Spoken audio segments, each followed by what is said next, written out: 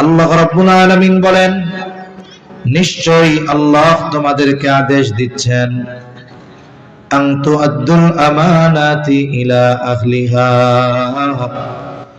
আমানত তার হকদারের কাছে ফিরায় দাও। এই জায়গাটাতে দায়িত্বকে আল্লাহ তাআলা আমানত বলে অভিহিত করেছেন। তার মানে চাবি বহনের দায়িত্ব আগে যার কাছে ছিল তার কাছে ফিরায় দেন।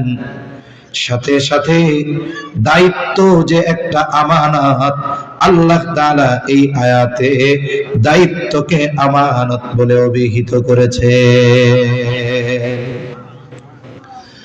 মুফাসসিরিন কেরাম বলেন, যেহেতু শব্দটি আম শব্দ, ব্যাপক শব্দ, আরবিতে অনেক সময় একটি শব্দ শত শত অর্থ উদ্দেশ্য প্রদান করে। যেহেতু এটা ব্যাপক শব্দ আমানত, সুতরাং আমানত যত কিছুর মধ্যে হয়, যত কিছুর মধ্যে আমানতদারিতা পাওয়া যায়, আল্লাহ তাআলা সকল বিষয়ের ক্ষেত্রে আমানতদার হওয়ার নির্দেশ দিয়েছে। তাহলে সামগ্রিকভাবে এই আয়াতে আল্লাহ তাআলার প্রথম নির্দেশ যে, হে ঈমানদারেরা, তোমরা আমানতদার হও। কি হওয়ার নির্দেশ দিয়েছেন জোরে বলেন? আমানতদার হওয়ার নির্দেশ আল্লাহ তাআলা দিয়েছেন। আমানতদারিতা এটা মুমিনের ভূষণ। প্রকৃত আমানতদার কখনো খেয়ানতকারী হতে পারে না, আর যার মধ্যে খেয়ানতের স্বভাব সে কখনো প্রকৃত মুমিন হতে পারে না। আমানতদারিতা মুমিনের ভূষণ। এটা সাধারণ একটি গুণ নয়, বরং কিছু গুণ আছে মানুষ যদি অর্জন করে এতে তার ব্যক্তিত্ব বাড়ে। তবে আমানতদারিতা এমন একটা গুণ, যেই গুণ ঈমানের সাথে সম্পৃক্ত একটি গুণ।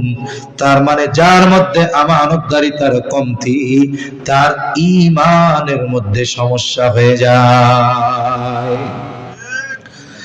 এজন্য রাসূল আকরাম সাল্লাল্লাহু আলাইহি ওয়াসাল্লাম বলেন, লা ঈমানা লিমান লা আমানাতা লাহ, যার মধ্যে আমানতদারিতা নাই তার ঈমান নাই।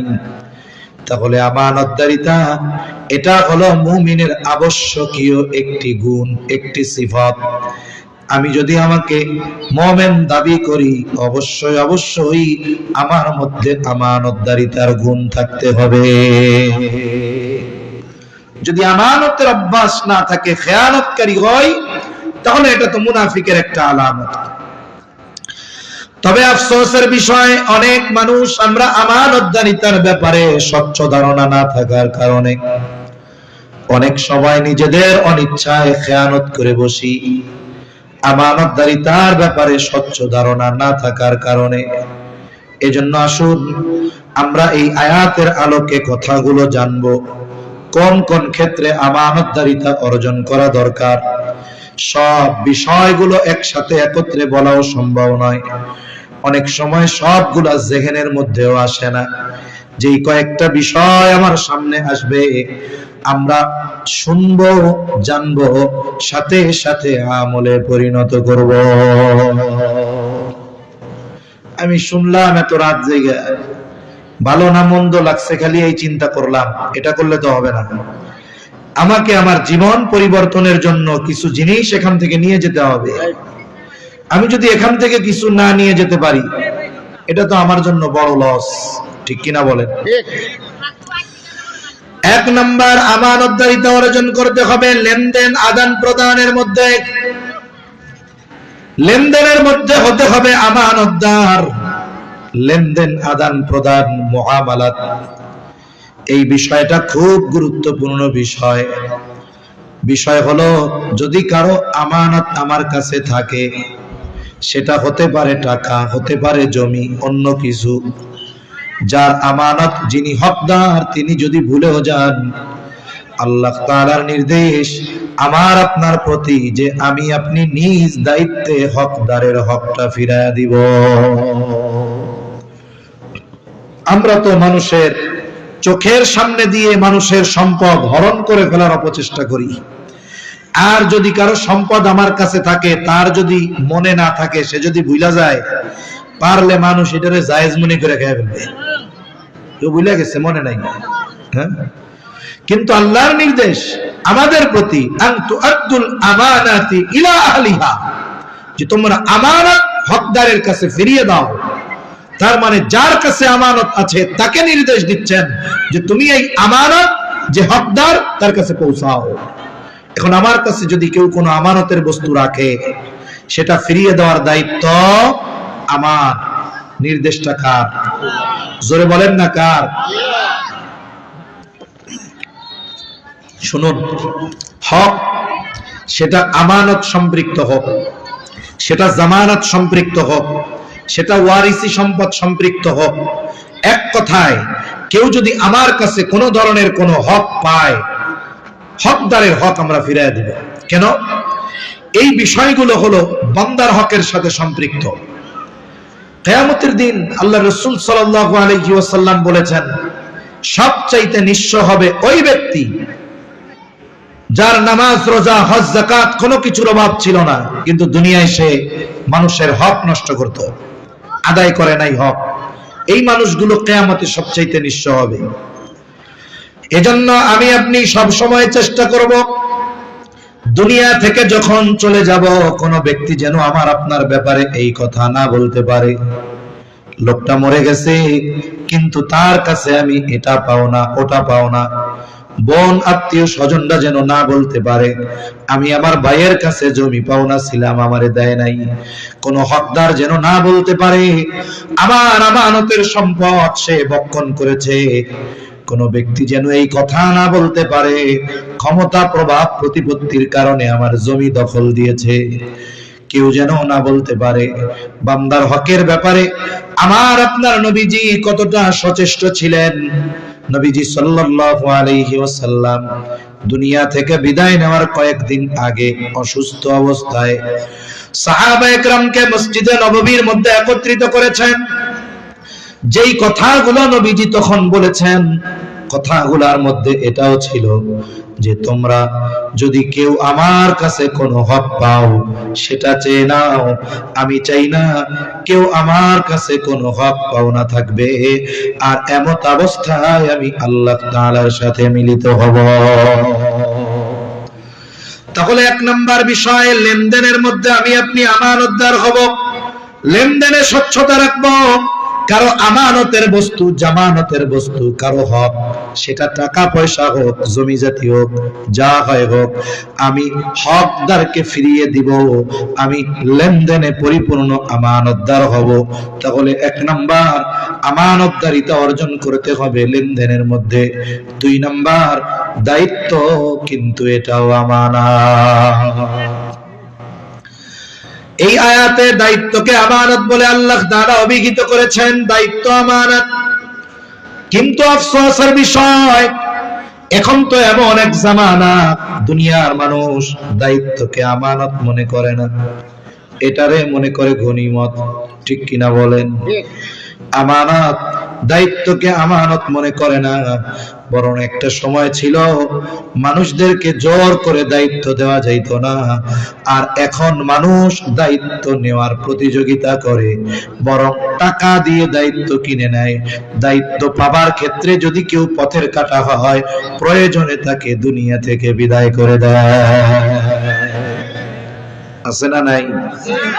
দায়িত্ব টাকা দিয়ে কিনে নেয়, নেওয়ার প্রতিযোগিতা করে। অথচ এক সাহাবীর ব্যাপারে বর্ণনা আছে এরকম। একবার আলোচনা হচ্ছে এক মজলিসের মধ্যে, হযরত ওমর রাদিয়াল্লাহু তাআলা আনহু, সম্ভবত ওনার সময়, যে রাষ্ট্রের একটা গুরুত্বপূর্ণ দায়িত্ব দেওয়া যায় কারে, আলোচনা হইতেছে, পরামর্শ। একজন বলছে অমুককে দেওয়া যাইতে পারে। সম্ভবত যার কথা বলা হয়েছে তিনি আবু যর গিফারি রাদিয়াল্লাহু তাআলা। অমুককে দেওয়া যাইতে পারে। কয়েকজন মিলে বলছে হ্যাঁ, ওনারে দিলেই ভালো হয়। তবে ওই মজলিসে সিদ্ধান্ত হয় নাই, কি হইছে? আলোচনা হইছে। ওই মজলিসের একজন গিয়ে ওনারে বলতেছে, আলোচনা তো হইছে, রাষ্ট্রের এই দায়িত্ব আপনাকে দেওয়া হতে পারে। উনি পেরেশান হয়ে গেছেন এই কথা শুনে। কেন? যে আমারে যদি এই দায়িত্ব সত্যই দিয়ে দেয়, এই দায়িত্ব তো আমানত, দায়িত্ব তো একটা বোঝা। উনি চিন্তায় পেরেশানিতে রাতের বেলা এলাকা ছেড়ে চলে গেছেন। কেন? যদি এই দায়িত্ব আমাকে দিয়ে দেওয়া হয়, এটা তো আমানত, আমার দ্বারা যদি দায়িত্ব পালনে কোনো ত্রুটি বিচ্যুতি হয়, আল্লাহর কাছে কেমনে জবাব দিব আমি? আর এখন দায়িত্ব নেওয়ার প্রতিযোগিতা, মেরে ফেলবে মানুষ দায়িত্ব নেওয়ার জন্য, দায়িত্ব কেনার জন্য দায়িত্বকে নিলামে তোলা হয়। একটা সময় আমাদের স্থানীয় সরকারের নির্বাচন ছিল, যেগুলো এই ইউনিয়ন পরিষদ নির্বাচন, এই সব সময়ও মোটামুটি ব্যক্তি নির্বাচন করা যাইত, বুঝেন নাই? কারণ দলীয় মার্কা থাকতো না। কিন্তু যখন এই ইউনিয়ন পরিষদ নির্বাচনেও দলীয় মার্কা দেওয়া শুরু হইল, তখন মোটামুটি সবাই বুঝে যেই দল ক্ষমতায় আছে ওই মার্কাকে ঠেকায়, বুঝেন নাই? তার মানে মার্কা নিতে পারলেই চেয়ারম্যানই আর কেউ ঠেকাইতে পারবে না।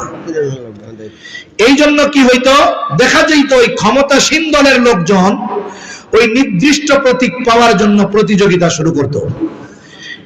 এখন কি হইছে, বলে মার্কা তো ওই দলের একটা, মার্কা প্রার্থী 15 জন, এখন একটা পণ্য একটা বোতল 15 জনের প্রয়োজন, তাহলে কি হবে জানেন? এই 20 টাকার পানি 200 টাকা হয়ে যাইব। কেন?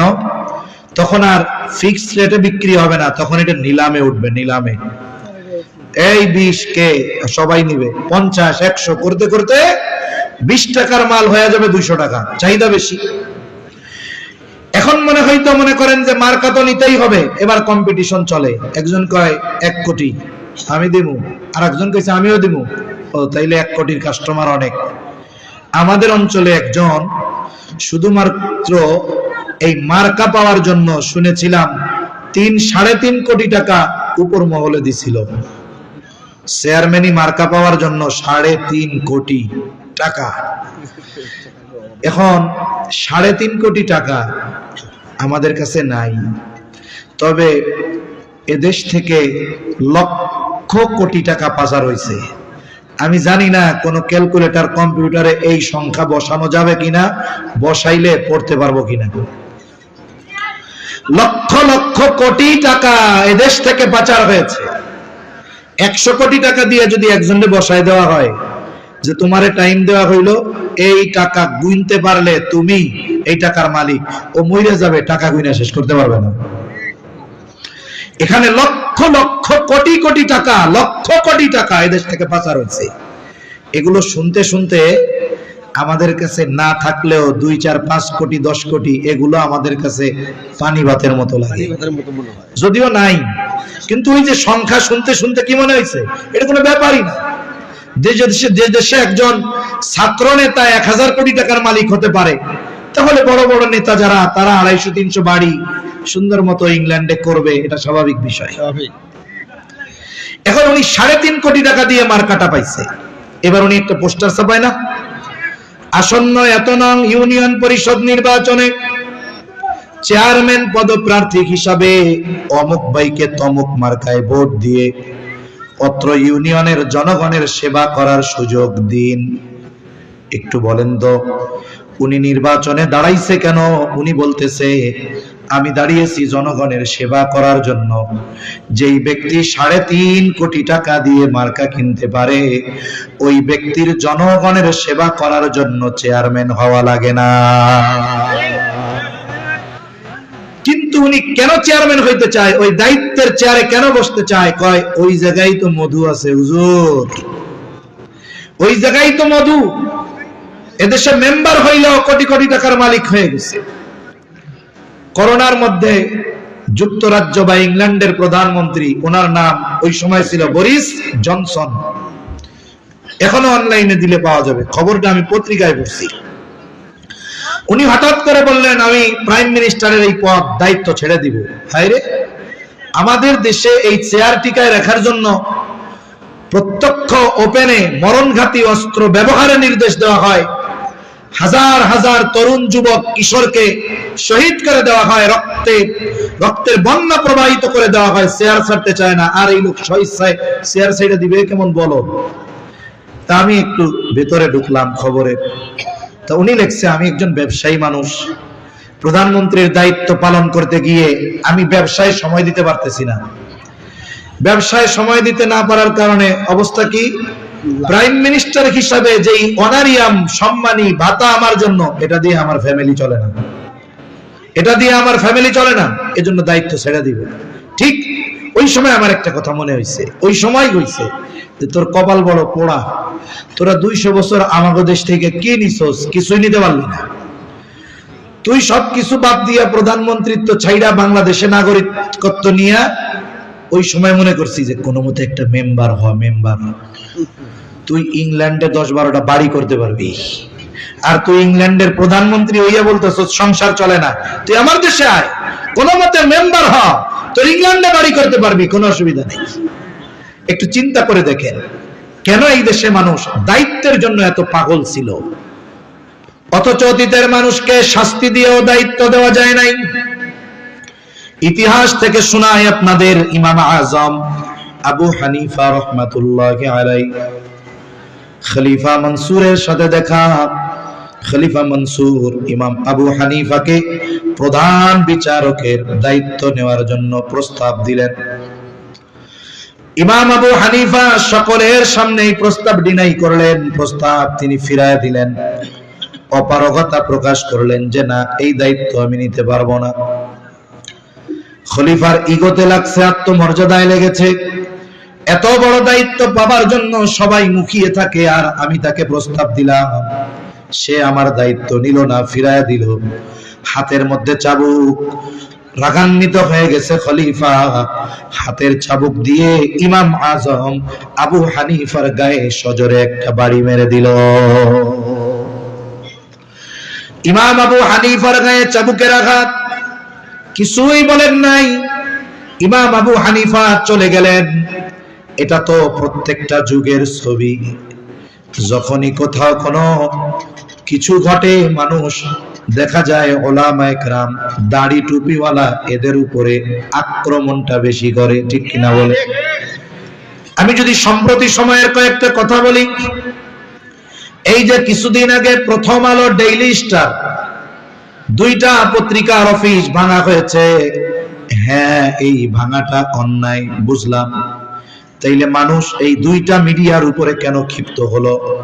এর কারণ হলো বিগত সময়গুলোতে এই দেশের যত ক্ষতি, ইসলামপন্থীদের উপরে যত জুলুম অত্যাচার, গুম, হত্যা আর নিপীড়ন, এই সব কিছুর বৈধতা দেওয়ার পেছনে এই 2টা পত্রিকা দায়ী।